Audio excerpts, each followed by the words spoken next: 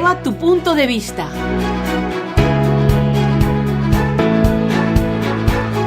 Tecnología Con otra perspectiva.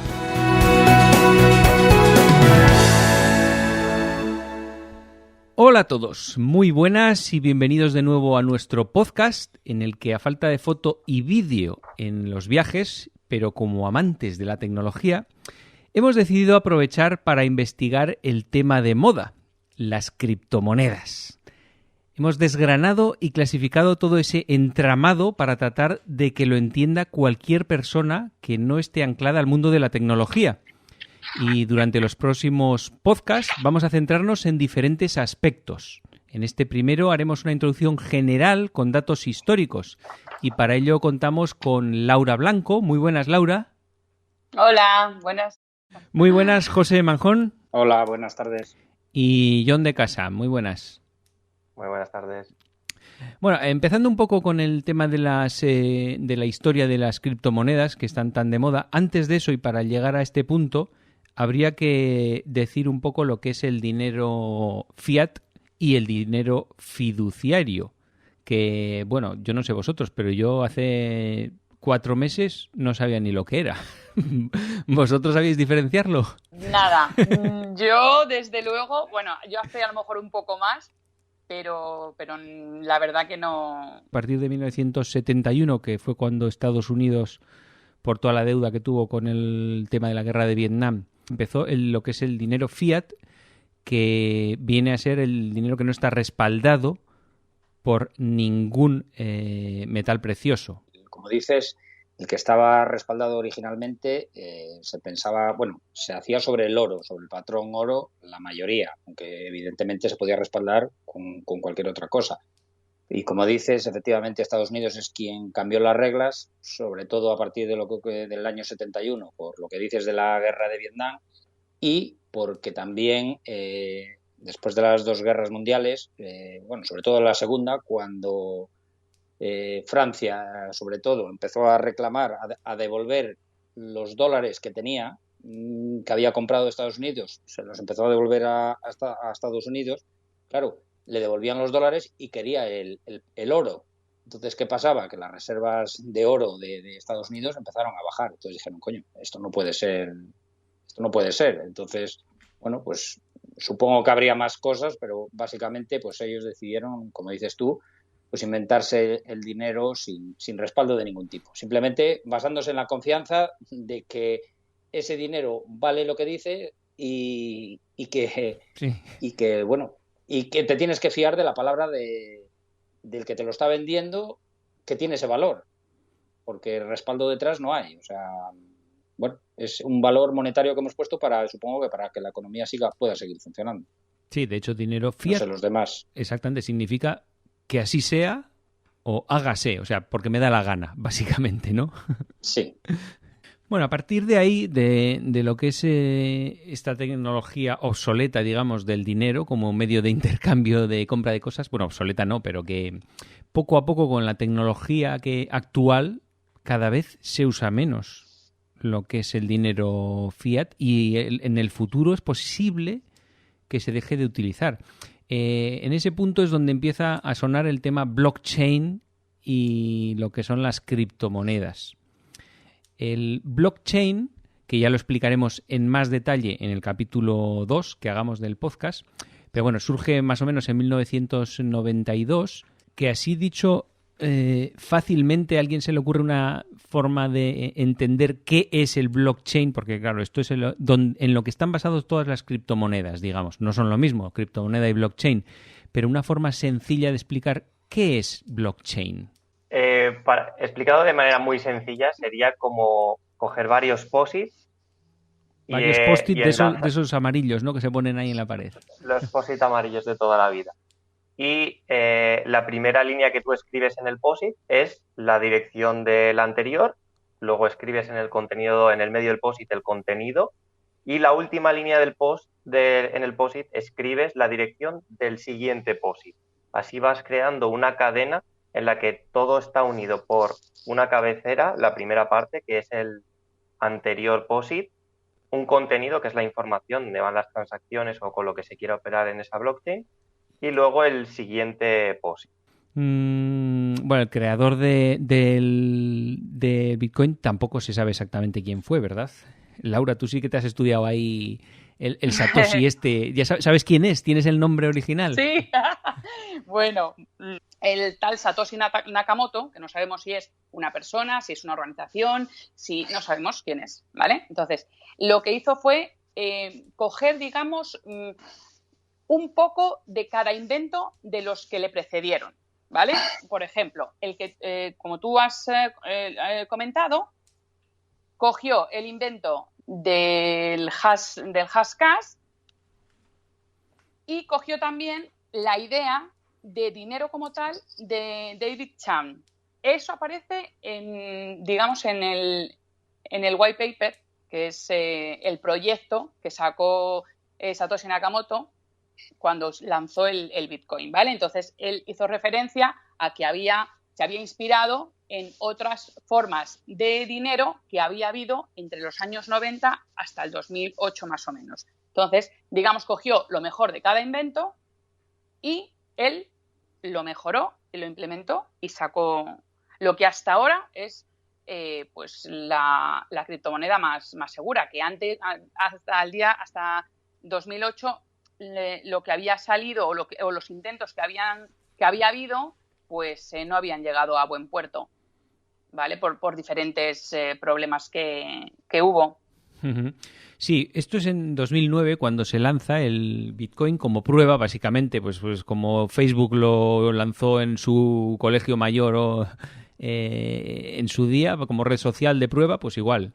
Lanzan el Bitcoin, se lo comparten entre amigos en 2009, se lo comparten entre usuarios de foros, y es así como se va un poco como una gracia. Realmente era una gracia entre informáticos, básicamente. Sí, bueno, sí, lo que pasa es que realmente era un foro de, pues, sobre todo de investigadores, bueno, se juntaban ahí un conglomerado de gente bastante curiosa.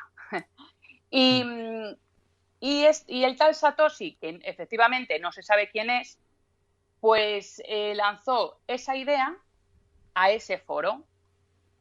Y desde que la lanzó, o sea, el libro blanco o el white paper que se llama, se lanzó el 31 de octubre del 2008 como idea, porque ya la había desarrollado bastante, y se la puso en marcha el 3 de enero del 2009.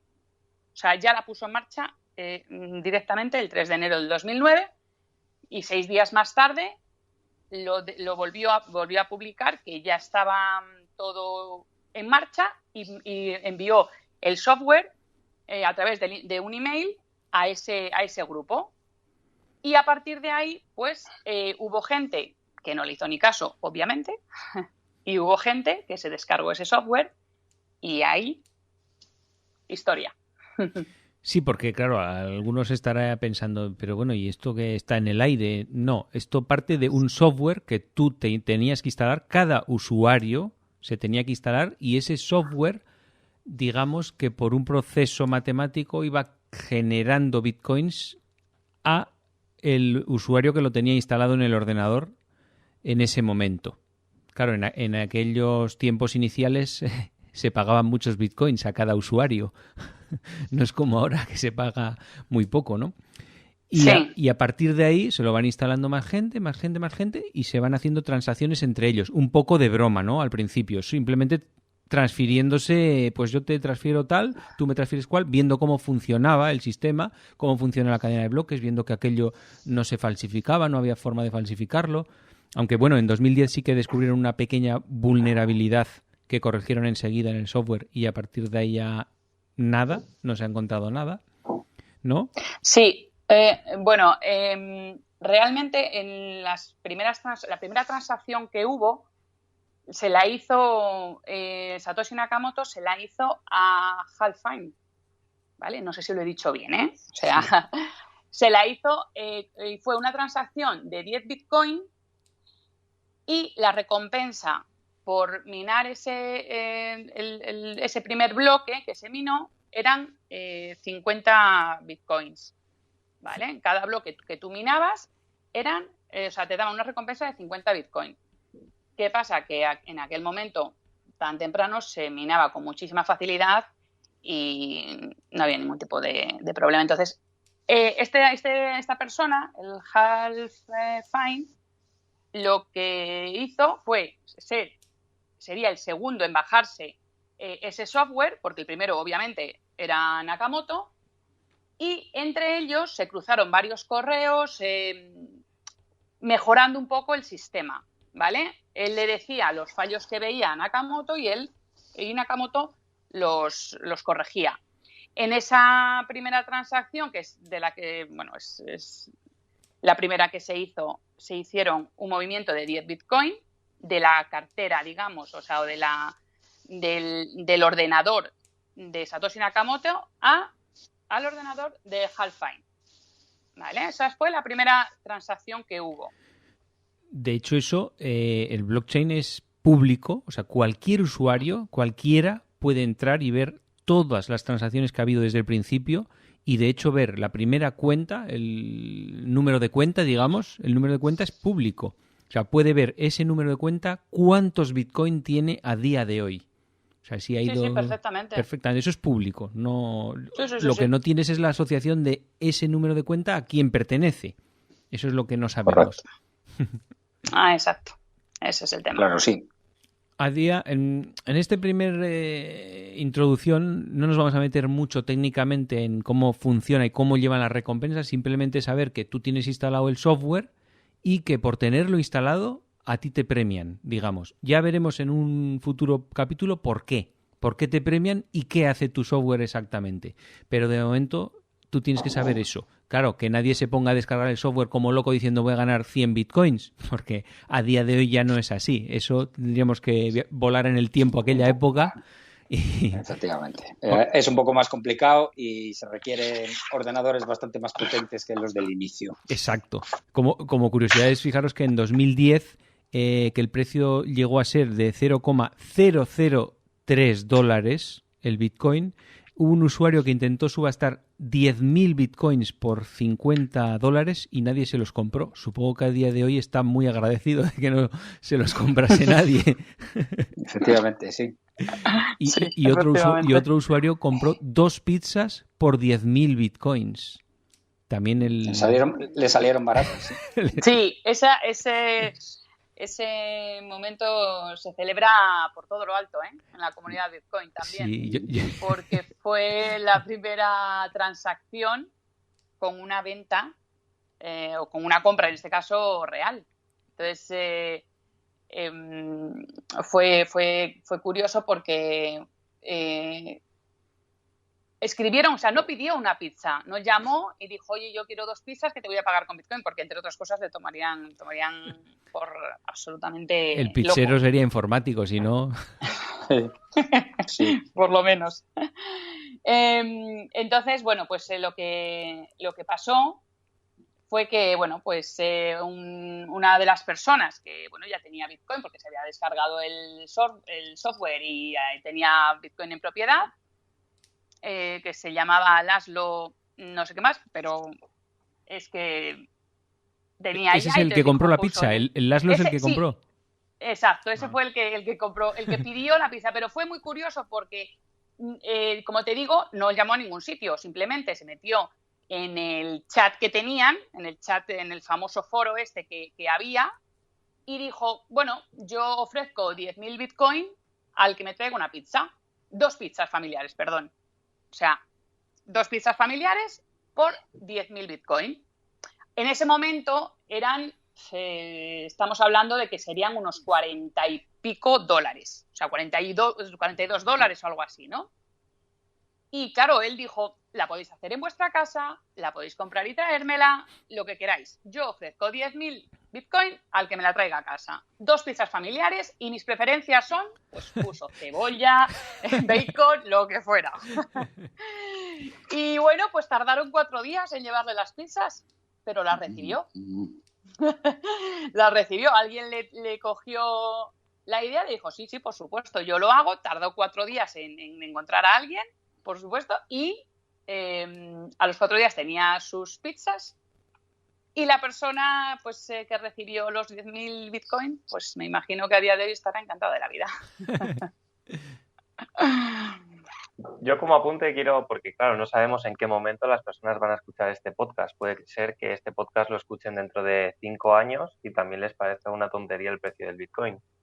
En este momento el Bitcoin vale 46.742 euros, que es unos 55.600 dólares. Estamos diciendo que esta persona pagó 467 millones de dólares por 2 pizzas familiares en este momento. Tal cual. Efectivamente. Bueno, pues eso fue en 2010 y ese mismo año el precio se pasó de 0,008 a 0,08 en 5 días, o sea, una multiplicación salvaje. Luego en 2011 ya pasó de $1 a $31 para luego bajar a $2 durante el año 2011. Y así hay una serie de años en los que va subiendo poco a poco el precio. Esto es oferta y demanda, ¿no? Pues la gente iba, pues te lo compro por 20. Pues es como en la bolsa. Al final yo te pago tanto por... ¿no? Funciona algo así, ¿verdad, John? Sí, funciona algo así. Es oferta y demanda y en cuanto hay alguien que ya no quiere vender o aumentas el dinero que le estás pagando por ese bien limitado, porque... recordemos, no lo hemos comentado antes, pero la cantidad de bitcoins que pueden llegar a existir son 21 millones. Es un bien limitado como el oro, no es como un billete que tú puedes imprimir los que a ti te dé la gana. Entonces, al final, el precio tiende a subir por este motivo. Es limitado, si nadie quiere vender, el precio aumenta. Sí, lo que has dicho de que son 21 millones y aparte también otra cosa importante de decir del Bitcoin es que tiene muchos decimales, no es como el euro, que solo tenemos 2, ¿no? Decimales después. El Bitcoin tiene 7 ceros y un 1 de decimales. O sea que... Bueno, son 8 decimales a los que los pequeños decimales se les llaman satoshis. Exacto, en la honor unidad mínima, ¿no? La unidad mínima del Bitcoin. Creador.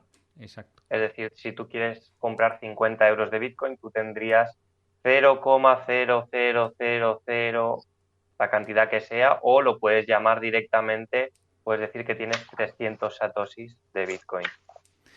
Correcto, bueno, perdón, exactamente, si no estoy equivocado, cada Bitcoin se puede subdividir en satoshis y cada Bitcoin es el equivalente a 100 millones de satoshis. Por eso esa cantidad de ceros que estáis comentando. Porque cada Bitcoin realmente, como dice John, pues al subdividirlo en satoshis, 100 millones, pues tú puedes comprar, o sea, no hace falta como en las acciones de la bolsa tradicional, que tú compras una acción, pero esa acción vale 300 euros y tienes que tener los 300 euros. Aquí, como dice John, tú tienes €1 y quieres comprar Bitcoin, pues te darán 0,00000 hasta todos los ceros que haya, pero te dan tu parte de Bitcoin. O sea, no es necesario que compres un Bitcoin completo. Puedes comprar, al estar, pues eso, en 100 millones, pues tienes la posibilidad de poder comprar con cantidades muy pequeñas. Sí, exacto. Y eso te da un rango de precios que dices, no, solo hay 21 millones. Esto no es como, no, 21 millones más un montón de decimales. O sea, es mucho lo que hay ahí. El Satoshi, la unidad mínima, es mucho menos que €1. No sé cuánto es exactamente ahora mismo, pero será 0,00 algo euros, seguramente. Sí, es 0,00. Me parece que son 3 ceros y un 4 en este momento. O sea, eso en este momento que vale 46.000 o 47.000 euros. Eso es. Claro, el problema es que todos aspiramos a tener un Bitcoin, no un Satoshi. ¿No? Efectivamente. Entonces, claro, todo el mundo piensa en eso, no es decir, tengo 100 Satoshis, lo que nos gustaría decir es, tengo 100 Bitcoins, ¿no? Efectivamente. Claro. Bueno, luego después ya en 2013, el precio ya llegó a $266, que no está mal, que es una pasada, ¿eh? Fijaros que estamos hablando de hace 8 años, cuando digamos que no lo conocía nadie el Bitcoin. Lo conocían 4 en España seguramente. Y no habría forma, no tengo yo claro hasta qué punto sería fácil comprar un Bitcoin. Seguramente sería complicadísimo. Como apunte, no sé el año exacto, me parece que fue en 2014, el Game, conocida como es una marca que vende videojuegos físicos y todo y relacionado con juegos, daba 5 euros en Bitcoin en 2014 por la compra de X juegos. ¿Pero aquí en España pasó eso, John? Aquí en España. Yo conozco una persona que le dieron esos 5 euros y luego los vendió por el valor de 20 euros. A día de hoy está bastante arrepentido. Yo Wow. sí. No me extraña. Pero en aquella época yo creo que habría pocos exchanges de... No sé cómo se compraban realmente, ¿no? Era directamente, tú puedes necesitabas una cartera. Antes sí que era bastante más complicado que ahora. Antes sí que necesitabas tú directamente hacerte una wallet. Que digamos, eso es digamos que es un almacén donde guardarlos, ¿no? El wallet. Eso es. Necesitabas esa wallet que te brindaban, me parece que desde bitcoin.com te podías hacer una y ahí te lo enviaban directamente. Uh-huh. Vale. Bueno, en 2013 ya superó por primera vez la barrera de los $1.000 en noviembre, que no está nada mal. En 2014 quebró un exchange al ser hackeado, que le robaron 744.000 Bitcoin, porque hay que decir que el Bitcoin en sí, el blockchain es seguro 100%, no se ha hackeado nunca, pero si alguien entra y se lleva todas las carteras donde están guardados los Bitcoin, se los queda él, digamos, ¿no? Es algo así. Sí, al que tú te refieres es al exchange MT Ghost, sí. Que es, efectivamente se creó en el 2010, o sea, se puso en marcha en el 2010, donde a través de este exchange tú podías comprar Bitcoin. Entiendo que, a ver, que en esa época aquí en España sería muy complicado, pero sí que estaba bastante instaurada a nivel mundial. Ya entre el 2012 y 2013 está bastante instaurado. Y en el 2014 efectivamente lo hackean y a día de hoy todavía no está resuelto. O sea, se recuperaron bastantes Bitcoin, pero, pues, a ver, tampoco se sabe muy claro si fue un hackeo, ¿eh? O sea, quiero decir, aquí ya empiezan los temas conspiranoicos de si el dueño de la empresa... Exacto. O alguno de algún empleados, yo qué sé, ¿vale? Que se cerró el chiringuito, se fue, se quedó con los Bitcoin y a día de hoy, de hecho, todavía sigue en litigio el tema y porque se le va a devolver a los propietarios, se le va a devolver el Bitcoin. Vamos, no todos, lógicamente, pero se va a devolver una cantidad importante, ¿eh? Porque es que al final, digamos que todas esas carteras que estaban en ese momento en ese exchange tenían un número de cuenta, digamos, y dentro de ese número de cuenta están las operaciones y eso es público. Si alguien ha hecho operaciones después de esa fecha en esa cuenta, se sabe que eso es una operación de una cuenta robada directamente, ¿no? Entiendo yo. Efectivamente, lo que pasa es que es complicado desde ese momento tener la trazabilidad de las wallet, ¿vale? Porque probablemente no se quedaron con las wallet o con las cuentas, como tú dices, y no las movieron de ahí. Lógicamente las movieron para bueno, sí, empezarían a hacer movimientos para todos intentar perder lados. Sí. la pista, lógicamente. Sí, pero que eso es traceable todo, está abierto. En el blockchain está todo escrito. O sea, no tú puedes hacerte una lista, mira, esta se transfirió 5 Bitcoin aquí, 10 allá, luego de aquí allá, luego... Eso lo puede ver cualquier usuario, no hace falta ser del FBI para ver esas cosas. Sí. Bueno, en 2015, esto al principio, yo no sé, la seguridad sería mucho menor, claro, porque en 2015 otros 19.000 Bitcoin fueron robados de otro exchange, en este caso Bitstamp. En 2016 ya se crean cajeros de Bitcoin y también hackean otro exchange y roban otros 120.000 Bitcoins. La verdad es que Al principio yo creo que sería cuestión de seguridad, porque hoy en día, ya llegaremos a hoy en día, pero yo creo que está habiendo poco tema de ese. Bueno, yo creo que no, que seguimos con el mismo problema. De hecho, bueno, estamos hablando de los exchanges para la gente que nosotros más o menos supongo que sabemos lo que es, pero para la gente que no, a lo mejor no está muy metida en el mundillo un exchange es lo que antiguamente se llamaba una casa de cambio de las que veías en cualquier ciudad grande para cambiar moneda de un país por otro. Entonces aquí lo que se hace es cambiar, pues, o bien entre criptomonedas, o bien dinero fiat por criptomonedas. El tema del exchange. Yo creo que se hackean porque al final no dejan de ser, que aunque intentan tener un montón de seguridad, al final no dejan de ser estar expuestos. Entonces, hace poco dices tú, a Together de España la hackearon hace poco, le quitaron 2 millones o 3 millones de euros de su exchange, es un exchange español. 2GT su token, no recuerdo ahora, se llama, sí, ¿cómo se llama? Se me ha ido, ahora os digo cómo se llama, no recuerdo. Pero vamos, que los exchanges yo creo que no hay ningún, o sea, hasta los más seguros tienes posibilidad de que te lo hackeen y te quedes sin dinero. Por eso normalmente la gente recomienda que en los exchanges tengas el dinero el menos tiempo posible. Evidentemente, si vas a intentar hacer operaciones con él, pues lo tienes que tener. Pero si no, lo suyo es que lo saques de allí, por un tema de seguridad, básicamente. Porque yo creo que no hay nadie que esté libre. Porque esto, aunque ya lleva unos años, yo creo que sigue todavía en pañales la cosa. Yo creo que esto está empezando y hay mucha gente muy lista con ganas de no trabajar.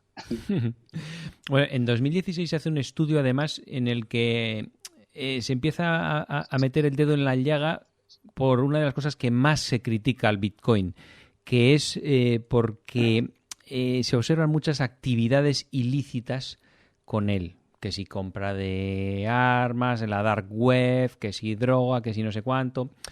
Eso es con lo que más le dan caña al Bitcoin normalmente en los medios de comunicación tradicionales y a mí por lo menos me parece injustificado completamente porque no le veo ningún sentido. O sea, donde los palés que se veían de dólares de Pablo Escobar... Pues ya está, tú lo has dicho. Es que no lo entiendo. Eso es un argumento que no tiene ningún sentido. Ese argumento pues se cae en cuanto puedes ver quién ha hecho qué gestión, o sea, o qué intercambio de Bitcoin es público. Si yo te doy 1.000 euros a ti en efectivo, ya no se lo sabe nadie. O si lo en un banco de las Islas Caimán a otro, nadie lo sabe. Sin embargo, en Bitcoin lo sabe todo el mundo. O sea, el FBI tendrá su lista allí en la pared de las cuentas de Bitcoin. Seguro. Sospechosas, pero identificadas ya. Es que... De hecho, a día de hoy es lo que menos se está utilizando. El Bitcoin es la criptomoneda que menos se utiliza para este tipo de actividades ilícitas. Sí, para el dark web y comprar cosas chungas por ahí, ¿no? Exacto. O sea, digamos. Bueno, en 2000... De todos modos, una pregunta que os quería hacer, los que sabéis más de Bitcoin. Esto que decís vale, que se puede ver, efectivamente se puede ver, pero yo creo que llegará un punto en el que tú puedes, por así decirlo, ocultar, no ocultar, pero, o sea, creo que es tal y como está montada ahora mismo la red, si tú puedes ver la transacción, pero si acabas yendo a un exchange descentralizado, ahí lo puedes cambiar por otra criptomoneda que a lo mejor después ya no se pueda tracear, ¿no? No, si está en el blockchain de Bitcoin, siempre que esté ahí tú puedes tracear todo lo que sucede, todo. Y si se va a un blockchain privado, si luego transfieres eso a un blockchain privado... No, pero yo lo que digo es, imagínate que yo lo hago, lo paso a un exchange y lo cambio por una moneda, por otra moneda, hago un swap y lo cambio por otra moneda que no se puede tracear. Pero eso es una transferencia, digamos, te estás pasando, es como si lo pasas a dólares. O sea, te da igual que lo pases a otra moneda que a dólares, ¿no? Ya, pero ¿y cómo sabes después si después No, ya puedes una vez seguir? que sale de ahí ya no tienes control. Es como cuando salen del banco los 10.000 euros. Salen del banco y Claro, ¿qué haces con ellos? que es lo que te quiero decir, que puedes seguir la transacción hasta cierto punto, pero después ahí puedes perder el rastro, yo creo. No tengo clara esa parte. No sé si vosotros lo tenéis más claro. Bueno, yo, lo que yo entiendo, sí, efectivamente, tú, si estamos hablando de Bitcoin, solamente de Bitcoin. Yo ahora mismo tengo un Bitcoin, lo cambio por otra moneda, yo que sé, ADA, ¿vale? Es que no quiero meter tampoco mucho ahora, pero bueno, entonces por desaparece otra de la moneda, blockchain de Bitcoin. efectivamente. Entonces ahí pierdes, pero se sabe que ha habido un intercambio de ese Bitcoin por X ADA. O sea, eso se queda también en la blockchain de Bitcoin porque te dice, de aquí salió desde esta dirección y se ha mandado a esta otra. Y esa otra se sabe que pertenece a la criptomoneda o a la criptomoneda de ADA y que está en la blockchain de ADA. Sí, exacto. Entonces, digamos que es fácilmente traceable hasta que deje de serlo. Pero bueno, dentro de lo que es la propia blockchain, o sea, dentro del propio Bitcoin es traceable todo, o sea, traceable. A mí me parece más fácil identificar cualquier actividad ilícita que con el dinero fiat. Sí, no, eso seguro porque es transparente. Eso está en la blockchain y al final lo puedes consultar, lo que dices tú. Pones la dirección y la sigues y ves en qué bloques está y lo que se ha hecho. Sí, está claro. Luego, en 2017 se produce un hito así importante que fue la bifurcación de Bitcoin y Bitcoin Cash, que básicamente por lo que yo creo se bifurca porque Bitcoin tiene una capacidad de hacer transacciones por segundo muy baja, ¿no? Que es de, no sé si son 3,5 o 4 transacciones por segundo, más o menos, que es muy poco. Imaginaros a nivel mundial haciendo transacciones ahí. Y el Bitcoin Cash quería solucionar ese problema, ¿no, John? ¿Tú qué sabes del Bitcoin Cash?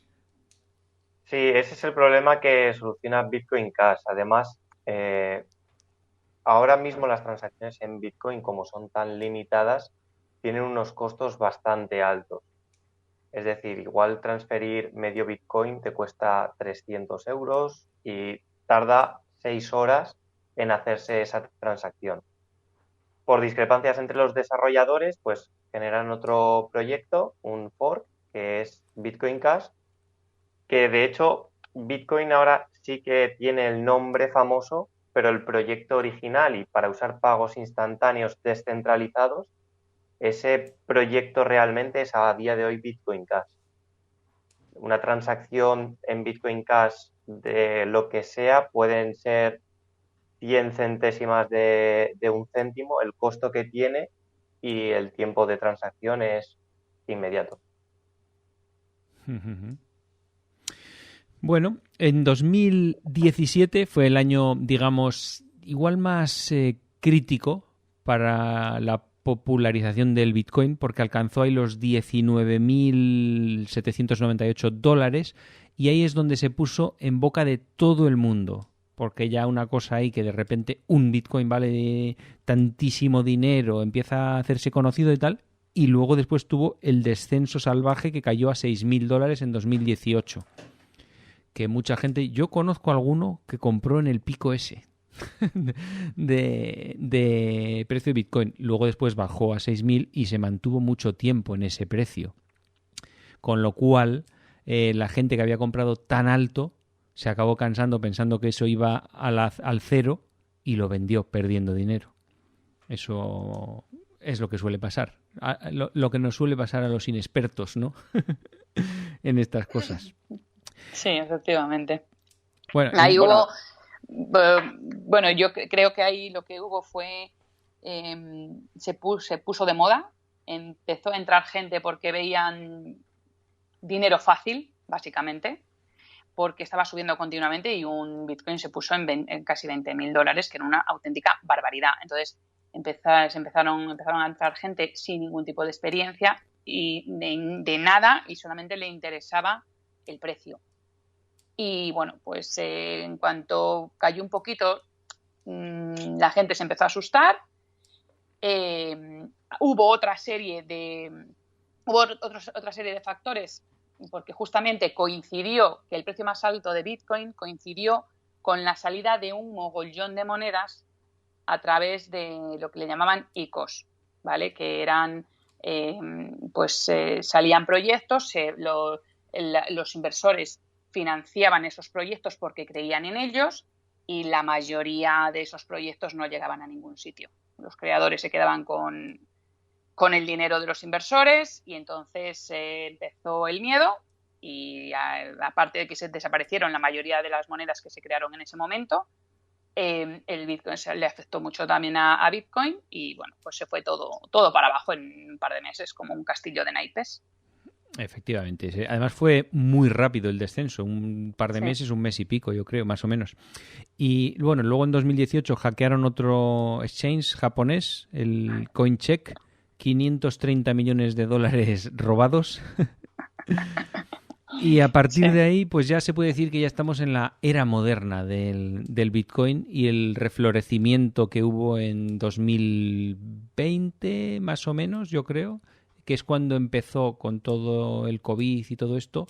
Hubo una caída salvaje hasta los 4.000 dólares más o menos, ¿no? Eso fue un poco más tarde de que empezase toda la pandemia del COVID y a partir de ahí empezó su ascenso a los precios actuales a principios de 2021, que está pues 40 y mucho mil euros, 50.000 euros tocó el otro día, yo creo, ¿no? Más o menos. Bueno, en toda esta fase, que parece que el Bitcoin es lo único que ha habido, se han creado otras criptomonedas, como has dicho tú, Laura, en otras épocas, pero digamos que la precursora competencia del Bitcoin ha sido Ethereum, que nació por allá por 2013 por un tío que ya había trabajado en el desarrollo, en el código fuente de Bitcoin, y entonces sabía de qué iba, sabía sus debilidades y decidió hacer algo más óptimo, ¿no? Sí, bueno, después de que se creó Bitcoin, se creó también otra moneda, Namecoin, y luego también, antes de Ethereum, se creó Dogecoin, que hoy está como muy de moda. ¿Dogecoin es de antes de Ethereum? ¿En serio? Sí. En el 2013 creo. No te lo aseguro al 100%, pero creo que estamos en el 2013 cuando se creó, pero se creó a modo de meme, ¿vale? O sea, fue una tontería de una serie de desarrolladores que de hecho lo crearon como un meme, lo lanzaron y bueno, pues ellos mismos dijeron, oye, no compréis esta moneda que es un meme, o sea, y abandonaron el desarrollo de esa cripto, o sea, incluso, pero bueno, tiene una comunidad detrás que bueno, pues que de vez en cuando pues le gusta que suba de precio y dar el campanazo, que encima ahora más últimamente con todos los amigos que se ha echado por el camino, pero bueno. Y Ethereum se creó efectivamente sobre el 2015. Yo no lo veo como competencia de Bitcoin. O sea, Ethereum está hecho para... Son dos cosas diferentes. A mi modo de ver, son dos cosas diferentes. Bitcoin es dinero digital, vamos a decirlo así, y Ethereum se centra más en los contratos inteligentes. Lo que pasa es que para mover esos contratos inteligentes por su blockchain necesita de su moneda, que es de su token, en este caso se llama Ether, ¿vale? Que es el gas.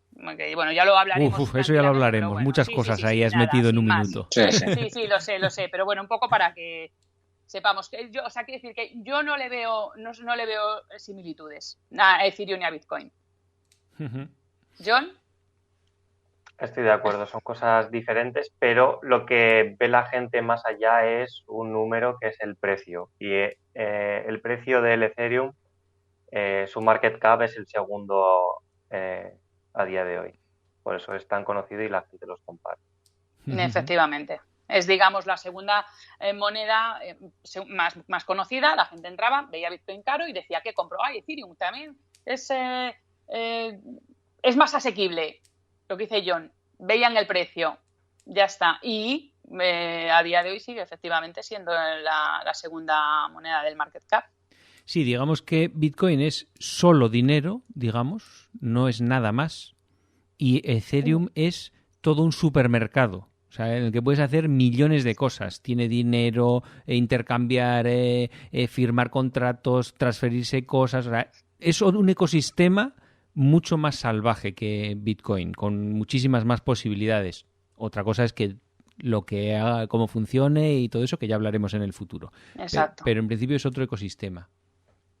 Claro, el ecosistema de Bitcoin era ese de hacer pagos a cualquier persona del mundo sin que hubiera ningún tipo de banco o intermediario.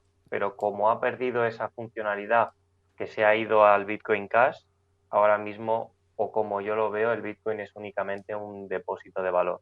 Como se Efectivamente. compra 20 lingotes de oro y los tiene en su casa porque sabe que más o menos puede protegerse de la inflación o lo tiene ahí más seguro. Totalmente de acuerdo. Reserva de valor 100%. No vale para, no es válido para micropagos. No es. Yo creo que a día de hoy ya no es para eso. Hay muchas monedas ahora mismo que se pueden utilizar para esos pequeños pagos, pero Bitcoin a día de hoy es más reserva de valor. Exacto. Bueno, pues a partir de ahí pues se han creado tropecientas mil criptomonedas. Ya veremos a ver cuál tiene éxito, cuál no. Esto es una maraña de no se sabe. Unas valen mucho, otras valen poco. Se están empezando a utilizar, ya lo hablaremos en el futuro, ahí ya relacionado con juegos, con ocio. Es una pasada todo lo que está creciendo el sistema este. Pero bueno, hablando un poco de, por ejemplo, ya para ir terminando, ¿cómo consigues Bitcoin a día de hoy así por encima? Laura, ¿tú qué opinas? ¿Qué opciones tenemos? Bueno, tienes la opción de ser minero, ¿vale? De ser minero de Bitcoin. Por ahí conseguirías, a día de hoy se consigue que ser minero por cada es bloque. Básicamente tener instalado el software en tu ordenador y tenerlo ahí trabajando. Eso es ser minero, ¿no? Y sí, pero bueno, como ya hablaremos de eso más detenidamente, ya veremos que es bastante complicado a día de hoy si eres una sola persona intentando minar, ¿vale? Pero bueno, se puede conseguir a través de, lógicamente, cambiando tu dinero fiat. Vas a un exchange, por ejemplo, que es lo más fácil hoy en día. Pasas dinero fiat y te compras lo que tú quieras en Bitcoin. Y luego, bueno, pues existen ya, por ejemplo, las empresas que están creando ahora o entidades que están creando ahora, que si tú, por ejemplo, ya tienes Bitcoin u otras monedas, pero bueno, como estamos hablando de Bitcoin, lo cedes a esas entidades y te va generando una rentabilidad, ¿vale? Como podía ser antes, los depósitos a plazo fijo que teníamos en los bancos. Entonces, eso también te va generando, más que Bitcoin, te genera satoshis, porque, lógicamente... Sí, no te da un Bitcoin en préstamo. No, ojalá. Hombre, si tienes 100.000 Bitcoins, igual sí, ¿no? Efectivamente. Vale, esto abre muchas posibilidades, claro. Fijaros que hasta ahora, para pedir un préstamo, tienes que ir a tu banco. Igual en el futuro, no. Lo haces por una blockchain a nivel mundial, el pedir un préstamo para tu casa. ¿Qué decías, John? Hay otro método que aunque no sea conocido y de un poco de miedo, sí que hay páginas en las que tú puedes quedar en persona para tú darle el dinero en billetes y esa persona te hace una transferencia ahí delante de ti de la criptomoneda de lo que estéis pagando. ¿En serio? O sea, es que al como final las Bitcoin citas. se creó para eso, efectivamente. Es que Bitcoin se creó para ser un de tú a tú. No, lo que pasa es que ahora lo hemos llevado a lo fácil porque nosotros intentamos siempre llevar las cosas a lo fácil y se han creado los exchange, pero completamente de acuerdo con lo que dice John. Realmente Bitcoin se creó para ser de persona a persona.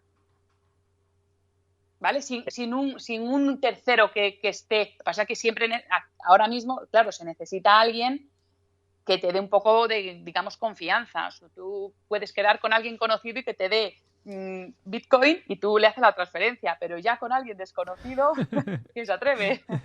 ¿Vale? Hay también, no hace falta que quedes, ¿eh? Hay también aplicaciones, hay webs que te ponen en contacto a compradores y vendedores. Entonces no hace falta que quedes. Y lo que te da la confianza es, digamos, la gente va puntuando a ese vendedor y a ese comprador para que se vea que es fiable. Entonces, bueno. Porque en realidad tú, para transferirle dinero a otra persona, no necesitas de ningún banco ni ningún ente. Tú tienes tu número de cuenta y tú dices, esto le quiero transferir 5 bitcoins a este otro número de cuenta, ¿no? No hace falta intermediarios de ningún tipo. Efectivamente, tú me das tu llave pública, ¿vale? Que sería, digamos, el número de cuenta, y yo te paso la cantidad que sea de, pues, ¿qué quieres? ¿Un Bitcoin? Me das tu llave pública, lógicamente, la privada no me la vas a dar porque es para que tú guardes ese Bitcoin que yo te voy a pasar, y yo te pasaría un Bitcoin. ¿Cuánto tardarías en recibirlo? Pues tardarías en recibirlo 10 minutos, que es lo que se tarda en minar un bloque. Si quieres más confirmaciones, pues podemos esperar un poquito más de tiempo para que cuantas más bloques minados haya después de tu transacción, del bloque en el que está tu transacción, más seguridad tienes de que no se eche para atrás, digamos, esa transferencia. Solo una punta de lo que estáis diciendo, y es que efectivamente tú solo necesitas el número de cuenta, por así decirlo, de al que le vas a pasar el dinero, y no hay intermediarios. Pero también hay que tener en cuenta que al no haber intermediarios, si te equivocas en el número de cuenta, has perdido lo que hayas enviado. Eso nadie te lo va a solucionar. Por eso hay que tener mucho cuidado, porque también hay muchas estafas en ese sentido. Cuando vas a pasar pues tu dinero de una cuenta a otra o lo que sea, de comprobar que lo estás mandando realmente a tu cuenta, y no que se ha metido alguien, te ha variado 2 letras y se lo estás mandando no sabes a quién, y te has quedado sin él, porque esto está descentralizado y nadie, o sea, no tienes a nadie a quien reclamar. Aquí, si te has equivocado, lo has perdido. El equivalente a ese IBAN que podremos tener en un banco, que no sé cuántas cifras son el IBAN, me parece que son 12 números. Más, yo creo que igual son 20. 20, yo creo. 20 en total son, sí.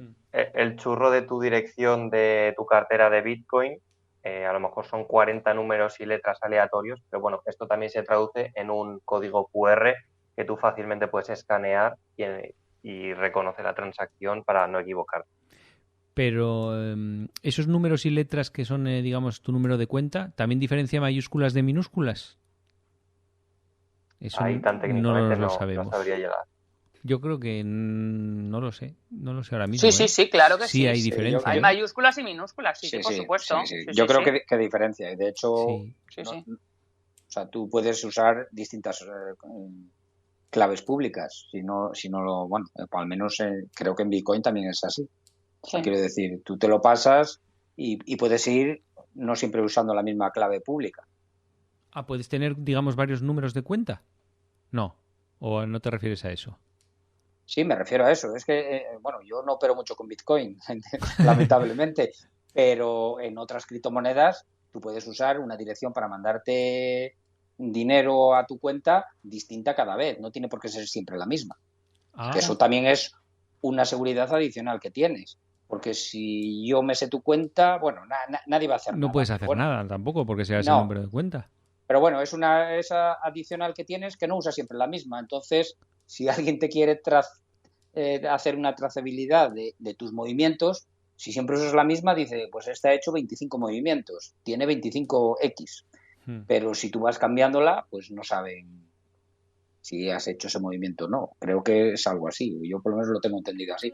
Te digo, en Bitcoin yo hago menos operaciones, lamentablemente. Pero en otras, de hecho, se van borrando. Algunas de ellas te borran, son de un solo uso. Otra crítica muy grande que leemos día sí y día también en los medios de comunicación es el consumo eléctrico. Bitcoin consume más en un día en generarse que toda Argentina en un año y cosas de esas así, que leemos día sí, día no en los medios de comunicación patrocinados por el Banco Central, claro. Claro. Sí, a ver, se supone que Bitcoin tiene un gasto tremendo de electricidad, y no es que se suponga, es que es así. Lo que pasa es que, bueno, ¿comparado con qué?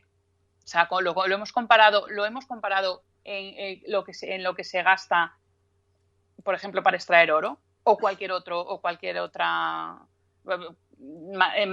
material o cualquier. Es que, a ver, es que eso de que consume mucha energía, bueno, también es cierto que hay que ponerlo todo en contexto, porque en muchas ocasiones, sobre todo en la minería china, lo que hacen es, muchas granjas utilizan el excedente de electricidad.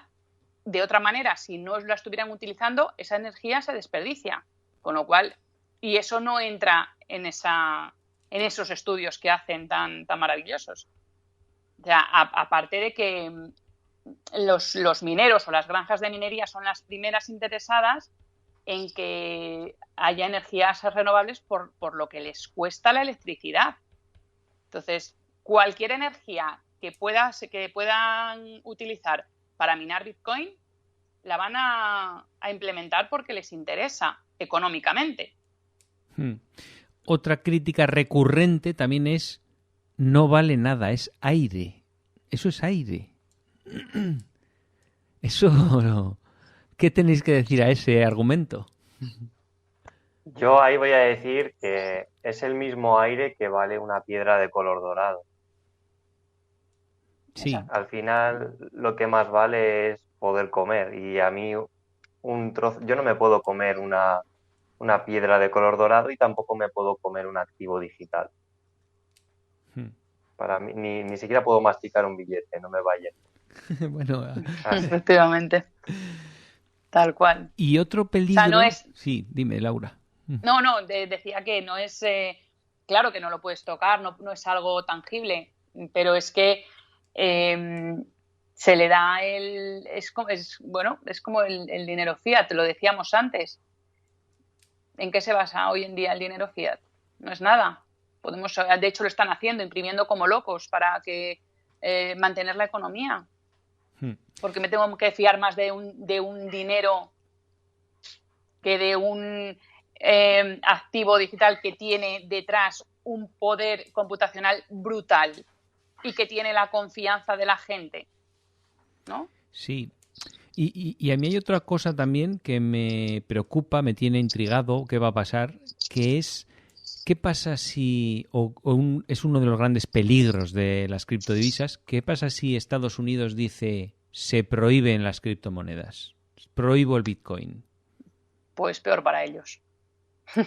Porque, hay países. Ayer vi que India quería prohibir operar con Bitcoin. Quería prohibir, la noticia era que quería prohibir, en titulares ponía quería prohibir el Bitcoin, pero si luego leías la noticia era que quería prohibir ciertas operaciones o no sé qué, pero que le parecía muy interesante todo el tema del blockchain y querían utilizarlo para otro tipo de cosas. Entonces también era el titular así un poco sacado de contexto. No sé hasta qué punto será prohibirlo, porque en China también querían hacer algo. No lo sé. A mí me preocupa eso. Sí, lo intentaron. No, bueno, a mí no. Siempre va... O sea, el mayor peligro que pudiera tener sería que todos los países del mundo se pusieran de acuerdo en prohibir el Bitcoin.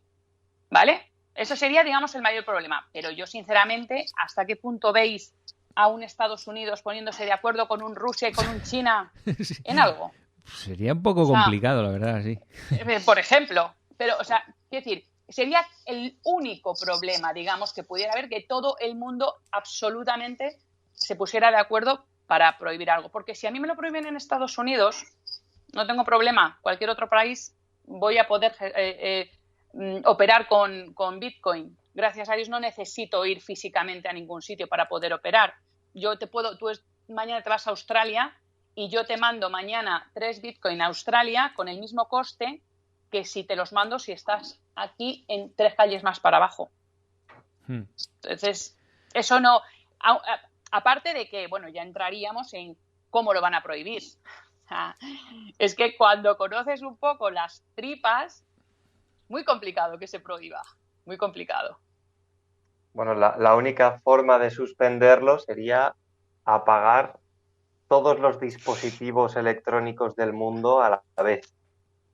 Sí, pero escucha, entonces si pasa eso, estamos todos muertos. A mí me daría igual del Bitcoin si pasa eso. Sí, efectivamente. Bueno, está claro que es una tecnología revolucionaria, todo lo de Bitcoin, blockchain y todo eso. Y yo creo que al que no lo acepte, al país que no lo acepte, posiblemente se quede atrás en la carrera hacia el futuro.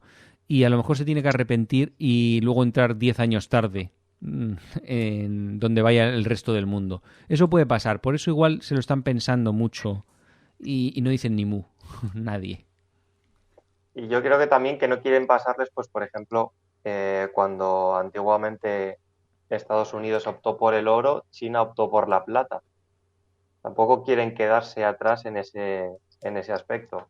Lo que está mandando ahora es el Bitcoin, pues todos van a hacer lo posible por no llevarse la plata que se llevó China en su momento. Efectivamente.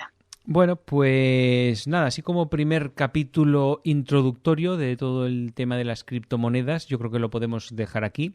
Y nada, en el siguiente nos pondremos más en detalle ya con alguna otra cosa, ya veremos cuál será y hablaremos sobre ello. ¿Os parece, chicos?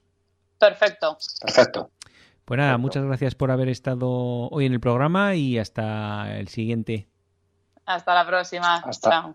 Adiós, hasta luego. Hasta aquí el programa de hoy. Busca más podcast en elevatupuntodevista.com o síguenos en Twitter y Facebook.